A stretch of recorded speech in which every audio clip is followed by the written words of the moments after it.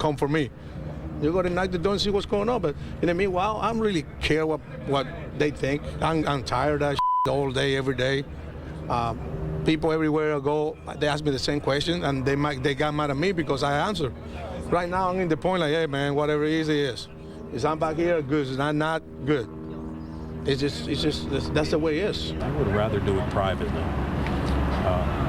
Whether or not we have plans to sit down, or when, where, how, what the ultimate result is going to be, and all that, I think it's speculation that is dangerous, and it's unnecessary. I would rather. Now I know that it hasn't been exactly private, but I think everybody's better served if it is. It's just a more respectful way to do business. I don't know what's going to happen, but I would say this. I mean, anything's in play. I mean, anything from a player to a coach to a manager to anybody that's involved in the organization, on the baseball side of it, anybody who's been around the game or been around sports in general, if you pay attention, I mean, when things don't go right and they really are supposed to go right, anything is in play to happen. All right, so Oz's job status, the topic before the game and after as well. As for tonight's game against the Royals and Bruce Chen, the soft-tossing lefty has won both his starts on the south side earlier this season. Rough night for righty Zach Stewart. Bottom second, Eric Hosmer is at the plate, hitting .373 against the Sox this year, and he adds to that, taking Stewart for a ride. His 19th of the year for the rookie. Bottom second, Chen on the bump. He's only allowed one run in 12 innings at U.S. Cellular Field this year. Alejandro De Azo with 2 men on, frozen, called third strike. Next it's Brent Morel. He pops it up. That would end the threat. We go to the fourth, and that's where things got pretty ugly. It's 3-0 Royals when Salvador Perez goes oppo. That's a 3-run homer, and it's 6-love KC. In the fifth, it's the Royals by a touchdown. Zach Stewart still in there. Jeff Francoeur with a man on. He launches one. Stewart giving up 9 runs in 4 innings of work. Chen goes 8, gives up just 1 run on 2 hits. Royals take it 11-1 afterwards. Paul Konerko, who homered in this one, says despite the loss, they hope to end the season on a high note. The season's going to end in 5 days, one way or the other. The best thing we can do is just come in here and do it right, and play hard and just leave it out there. And then when it's over, you'll feel okay about it and be able to hold your head up high, and that's about it. I mean, you hope you get wins out of it, but at this point, the effort's what's key, and just going out and giving what you have, whatever's asked of you, come in and do, and it will end, and we'll get on with our lives after it. Cubs finishing up their season on the road, playing the role of spoiler in their 3-game series against wild-card hopeful Cardinals, who were trying to get past that meltdown against the Mets yesterday. Starlin Castro couldn't get his 200th hit at Wrigley last week, but didn't waste any time in St. Louis. Top of the first, second pitch of the game. And there it is, number 200 for Starlin Castro. Congratulations, the youngest Cub ever with a 200-hit season. Len Casper with a call right here on Comcast Sportsnet. Castro's National League leading 200 hit.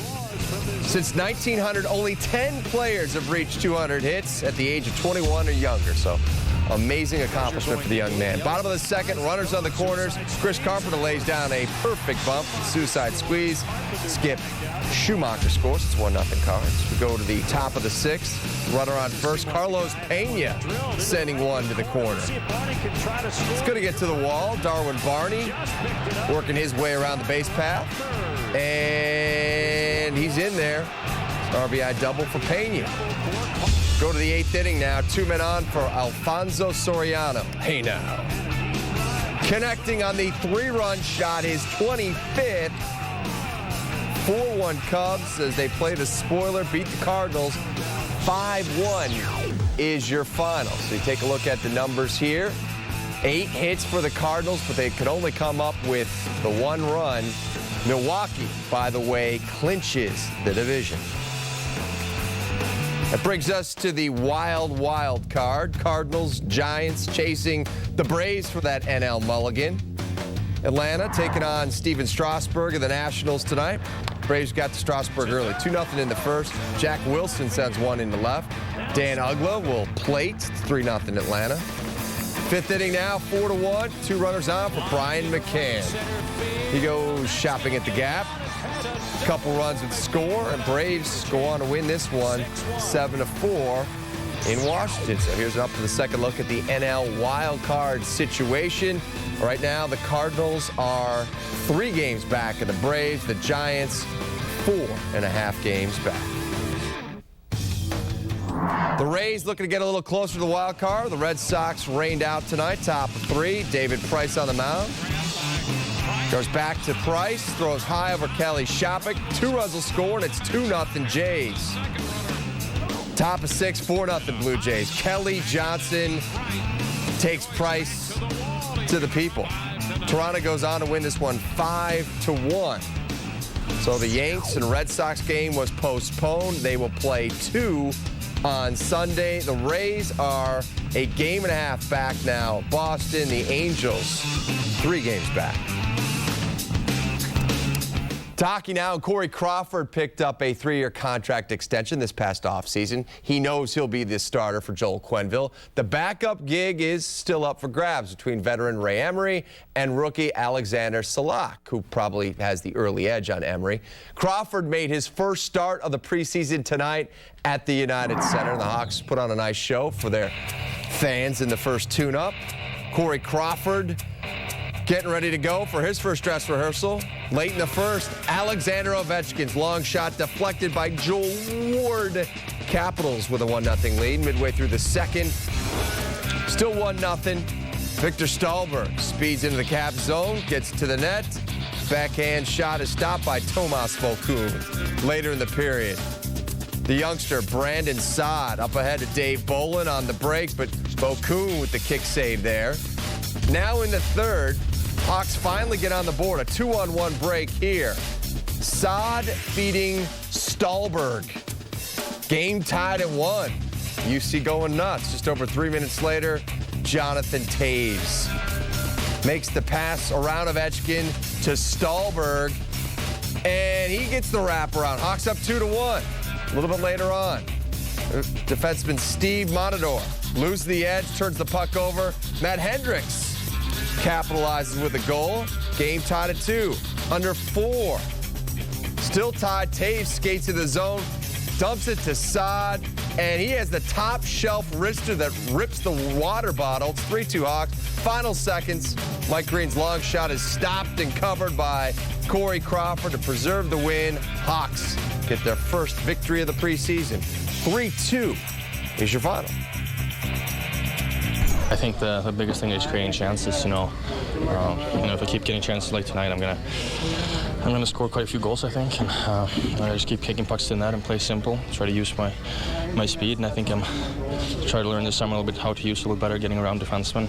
That seems to be working so far, and obviously we're not playing full NHL teams right now, but it's nice to get a couple of goals and feel good about yourself and feeling good moving forward here.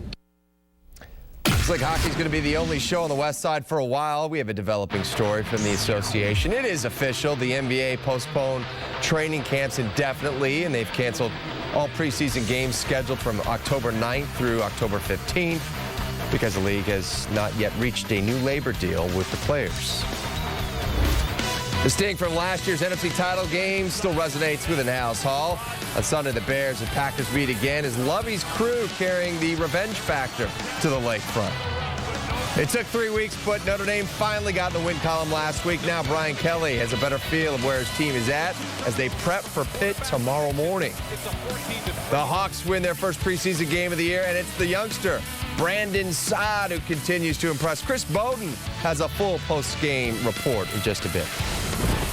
First, here's tonight's U.S. Cellular text message trivia question. We showed you Starlin Castro, the latest player with 200 hits plus in a season at the age of 21. We want to know who's the last 21-year-old with a 40 home run campaign. A-Rod, The Kid, Mel Ott, or Eddie Matthews. Text 12304 to 29653. Standard messaging rates apply. The answer a little bit later on in this edition of Sportsnet Central. Sportsnet Central on Comcast Sportsnet is presented to you by GMC. We are professional grade. GMC Truck Month. For all those times when it's just you and your trailer.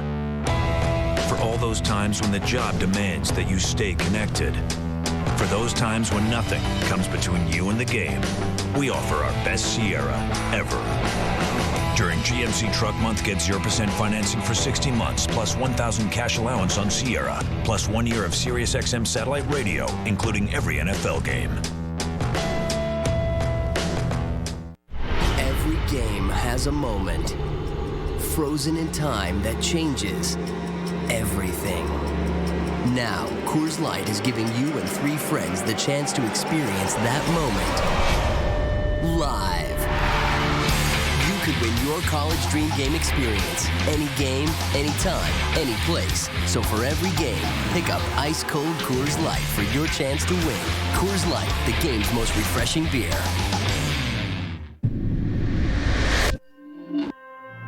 These obstacles are a challenge for any driver. But for the driver of a Lexus IS 250, the real challenge is doing it backwards. This is class-leading turning radius. This is precision you can feel. This is the Lexus IS. See your Chicago area and Northwest Indiana Lexus dealer. Wow, what's that? Oh, it's the new AT&T smartphone. Nice. I wish I could afford one. Yeah, I got a good deal. So. Look at that screen. Fast, too, right? Oh, yeah. Last week, FITD. It streams movies. Real web browsing. Turn left now. Look at this camera. Hold on. Let's get a photo. I'm listening to downloaded music. Oh, I can afford that.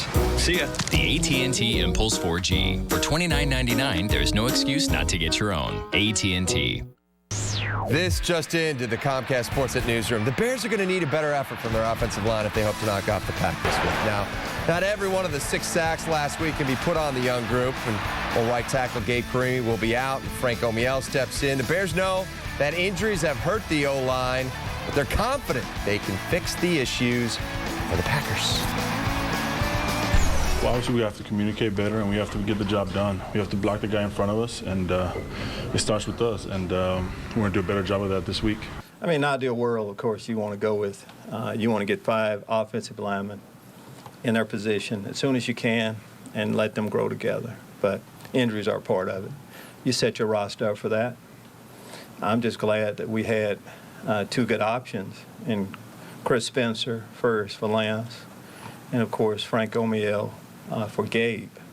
So those guys are having, you know, for Frank, you know, now to be able to get every rep and really prepare himself for a good defense coming in. So it's not an ideal world, but I mean, that's what we have right now. We're going to make the most of it. If you're scoring at home, and if you are, congratulations. It's the 183rd meeting between the Bears and Packers this Sunday, but it was the last meeting back in January that was the biggest in this epic rivalry. We all know what happened in that one and what the Packers went on to do after they beat the Bears. So is Lovey's crew looking for payback this Sunday, or are they past that one, and this is just the first of 3 divisional games in the next month? Forget the past. Look what they've done this year. It'll be a big challenge for our guys. Are pretty excited about it. No matter what time of the season it is, the Bears and Packers are all too familiar with the priority and pressure that comes from winning each meeting. The NFC title game in January might still be a sour memory for the Bears, but as far as this Sunday is concerned, it's another chance to make history. We felt like we played good enough to win that game on defense. You know, we didn't. Obviously, we didn't make enough plays, but it's frustrating. You know, we get to where you get almost to your goal and then you just don't accomplish it. So, you know, congrats to them. They got it done. We didn't, but we have a chance to maybe make up for it, you know, this weekend. That won't be even close to the magnitude of that game. We see them 2 to 3 times a year, you know, coming in. You know, I always thought this was a Super Bowl, you know, so this is a big game. It has a lot of history behind us, and it's going to be a good battle. You know, if we're on the same page, no matter what happens, we're able to get through that down, you know, and keep the offense from having big play on us. And, you know, and that's something we've been working on is big plays. You know, on defense, we're trying to make them grind it out, you know, and try to make them create that mistake so we can create a turnover and get the ball back to offense. So, you know, with that, it all comes from communication. Defensively didn't play the way that we need to play in order to win games, you know, and obviously you've seen the result. So, going against the Packers, you really have to be disciplined. So with the defense needing to regain its power, a stronger commitment to the running game, and the O-line's ability to protect Jay Cutler, Lovie also wants to see special teams get involved again and create more opportunities with big returns. We haven't gotten any production from our return. I'm talking punt return, kickoff return, but with Devin Hester, with the greatest return of all time back there, it's just a matter of time, and hopefully it'll be this week. Let's hope so. As expected, Gabe Karimi officially ruled out for Sunday's game, along with Earl Bennett, Marion Barber, Chris Harris, Lance Lewis, Roy Williams, Major Wright, all listed as questionable. If Harris and Wright can't go, you just heard from Craig Stelz. He'll start at strong safety. Brandon Merriweather will start at free. Meanwhile, the Packers have 3 players out, including Nick Collins, who's done for the year. 9 Packers listed as questionable, including stars Clay Matthews, Charles Woodson, and Jermichael Finley. Let's go to the college gridiron. The 1-2 Fighting Irish travel to Pitt tomorrow morning, looking to build off of last week's blowout win over Sparty. Well, that win was impressive. The Irish are still trying to correct sloppy mistakes that cost them in their losses to South Florida and Michigan. Brian Kelly believes the team is headed in the right direction. All in all, the most important thing for us is that we continue to clean up the little things, because the big picture looks really good for me. And the big picture starts with, developing a toughness, a mentality, both on the offensive and defensive line. And we're seeing that through how we defend the run, how we've been able to run the ball more effectively. Those things are pretty clear to me. Meanwhile, Ron Zook and the Fighting Illini look to go to 4-0 for the first time since 1951, their last national championship season. The last week's big win over 22nd ranked Arizona State. The Illini host Western Michigan tomorrow in Champaign. Should be an easy one. Zook says don't expect the Illini to have a letdown after last week. These guys understand what's at stake, and where we're going, and all the things that, and if you truly want to be a top team, then you got to play every week, and I think that's part of maturity, that's part of growing up, it's part of leadership. I can assure you this: the coaches are working every bit as hard, maybe harder. But this is a good football team. This is not, this is not a team that, as I said, this team 2 years ago they beat us, 3 years ago they beat Iowa. So it's not like they're new to beating Big Ten teams. All righty then. Victor Stahlberg's 2 third-period goals led the Blackhawks to their first preseason win of the year. Chris Bowden was at the United Center, and we'll have his post-game report. For the second straight week, Homewood Flossmoor played a ranked opponent. Sarah Kustok is prepping for the Week 5 edition of High School Lights in about 9 minutes.